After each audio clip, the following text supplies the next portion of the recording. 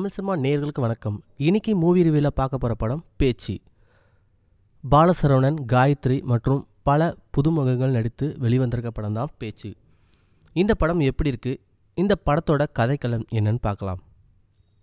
பேச்சு ஒரு ஹாரர் மூவியாக வெளியாகிருக்கு. ஜோனர் பார்த்தீங்கன்னா சஸ்பென்ஸ் ஹாரர் அப்படி சொல்லலாம். இது ஒரு பேய் படமான்னு கேட்டிங்கன்னா எஸ், இது ஒரு பேய் படம் தான். பட் இது சூனியக்காரிய சம்மந்தப்பட்ட ஒரு படம்.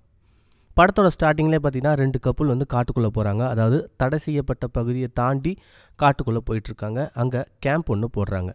ஸோ அப்போ ஃபயர் கேம்ப் பண்ணும்போது பார்த்தீங்கன்னா அங்கே வுட் இல்லைன்னு சொல்லிட்டு வந்த கப்பலில் மென் பார்த்திங்கன்னா, அதாவது பையன் வுட்டை உடைக்கிறதுக்காக ஒரு மரத்தை போய் வெட்டலான்னு சொல்லிட்டு வெட்டுறாரு. அப்படி வெட்டக்குள்ளே பார்த்திங்கன்னா அந்த மரத்துலேருந்து ஒரு சூனிய பொம்மை விழுது.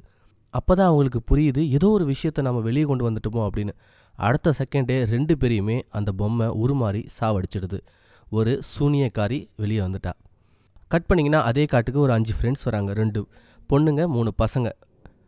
இந்த தடை செய்யப்பட்ட பகுதியை சுற்றி பார்க்கணும், அங்கே ஒரு வியூ பாயிண்ட் இருக்குது, அதை பார்க்கணும் அப்படின்னு. அதே ஊரில் இருக்கிற பாலசரவணனை ஹெல்ப்புக்கு கூப்பிட்டுக்கிறாங்க. அவர் ஒரு கைடாக இருந்தாலுமே யாருக்கும் தெரியாமல் ப்ரைவேட்டாக இவங்கள கூட்டிகிட்டு போகிறதுக்கு ஒத்துக்கிறாரு. வேறு யாரோ பெரிய ஒரு சார் சொன்னதுனால இந்த வேலையை ஒத்துக்கிட்டு அவங்களை காட்டுக்குள்ளே கூப்பிட்டு போக தயாராக இருக்கார். இதுக்கு நடுவில் பார்த்திங்கன்னா பாலசரவணன் டீம் காட்டுக்குள்ளே போகிறாங்க. அவர் சொல்கிறத எதையுமே அந்த டீம் கேட்க மாட்டாங்க. அவங்க இஷ்டத்துக்கு பண்ணுறதா பண்ணிக்கிட்டு இருக்காங்க. அவர் அங்கே போகாதீங்க, இதை தொடாதீங்க அப்படின்னு சொல்கிறது அவங்களுக்கு ரொம்ப இரிட்டேட்டிங்காக இருக்குது. ஒரு கட்டத்தில் பார்த்திங்கன்னா காயத்ரிக்கும் பாலசரவனுக்கும் ஒரு சண்டையே வந்துடுது. உன் பேச்செல்லாம் நாங்கள் கேட்க முடியாது, நாங்கள் ஒன்றும் சின்ன பசங்க இல்லை அப்படின்னு. அதுக்கப்புறம் பார்த்திங்கன்னா ஒரு தடை செய்யப்பட்ட பகுதி இருக்குது. அந்த பகுதியை தாண்டி அவங்க போகிற முயற்சி பண்ணுறாங்க. அப்போ அவர் அங்கே தடுத்து நிறுத்துறாரு. பெரிய பிரச்சனையாகுது. அப்புறம் ஓகே, இதெல்லாம் வேணாம், நம்ம வந்த வேலையை பார்ப்போம்னு சொல்லிட்டு போகிறாங்க. போன இடத்துல பார்த்தீங்கன்னா அங்கே ஃபோட்டோகிராஃபி இன்ட்ரெஸ்ட்டாக இருக்கிற ஒரு பர்சன் பார்த்தீங்கன்னா ஃபோட்டோ எடுக்கிறதுக்காக போகிறாரு. நான் குரூப், அதாவது அவங்க ஃப்ரெண்ட்ஸ் எல்லாருமே எடுக்கணும், காயத்ரி முக்கியமாக ஃபோட்டோ எடுக்கணும் அப்படின்னு போகிறாரு. அந்த டைமில் திடீர்னு பார்த்தீங்கன்னா அவங்க எல்லாருமே ஒளிஞ்சு விளையாட ஆரம்பிக்கிறாங்க. அப்போ அந்த இடத்துல அந்த கேமராமேன் பார்த்தீங்கன்னா ஒரு உருவத்தை பார்க்குறாரு. அங்கேருந்து அவர் பயந்து, நான் இருக்கவே மாட்டேன், நான் போகிறேன் அப்படின்னு ஆரம்பிக்கிறாரு. ஏன்டா பயந்துட்டியானா அப்படின்னு கூட இருக்கிறவங்களாம் கேட்குறாங்க. ஆமாடா நான் பயந்துட்டேன், நீ வேணா அந்த தடை செய்ய பகுதிக்கு போயிட்டு வாடா, அங்கே போய் ஒரு துணியை கட்டிட்டு வாடா அப்படின்னு சொல்லிட்டு அவங்களுக்குள்ளேயே சண்டை போடுறாங்க. இதெல்லாம் பார்த்தா பாலசரவணன் கம்முன்னு இருங்க, இப்படிலாம் அடிச்சுக்காதீங்க அப்படின்னு தடுக்க முயற்சி பண்ணுறாரு. அதையும் மீறி 2 பேர் அந்த காட்டுக்குள்ளே போகிறாங்க.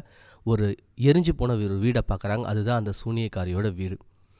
அங்கிருந்து கதை பார்த்திங்கன்னா ரொம்ப சுவாரஸ்யமாக போகுது. இது பார்த்திங்கன்னா படத்தோட ஒரு 50வது நிமிஷத்தில் ஒரு இன்டர்வல் பிளாக் வருது. அங்கே பயங்கரமான ஒரு ட்விஸ்ட் வைக்கிறாங்க.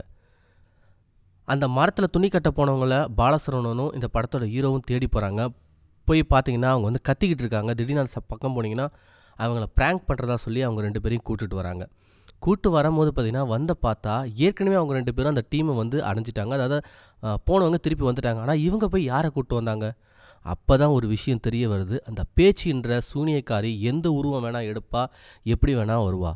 அவளுக்கு ஒரு பேக் ஸ்டோரி, அந்த சூனியக்காரிக்கு ஒரு பேக் ஸ்டோரி இருக்குது இந்த கிராமத்தில். அந்த ஒரு ஸ்டோரியை காட்டி இந்த 5 பேரில் யார் யார் தப்பிச்சு வெளியே வந்தா, அண்ட் பாலசரவணன் இங்கே எல்லாருமே காட்டிலேருந்து பத்திரம் வெளியே கூப்பிட்டு வந்தாரா, அந்த பேச்சியோட நோக்கம் தான் என்ன, அந்த சூனியக்காரிக்கு என்ன வேணும் அப்படின்றத செகண்ட் ஹாஃபில் ரொம்ப விறுவிறுப்பாகவும் சஸ்பென்ஸாகவும் சொல்லியிருப்பாங்க. சைலண்ட்டான ஒரு காட்டுக்குள்ளே பயங்கர த்ரில் அண்ட் சஸ்பென்ஸ், அடுத்தடுத்த கட்டத்தில் என்ன நடக்கும் அப்படின்ற மாதிரி கொண்டு போனாங்க. கிளைமேக்ஸ் ட்விஸ்ட்டு சூப்பராக இருந்தது. யாரும் எதிர்பார்க்காத ஒரு கிளைமேக்ஸ் ட்விஸ்ட்டு. கண்டிப்பாக நீங்கள் தேட்டரில் பார்க்கும்போது என்ஜாய் பண்ணுவீங்க.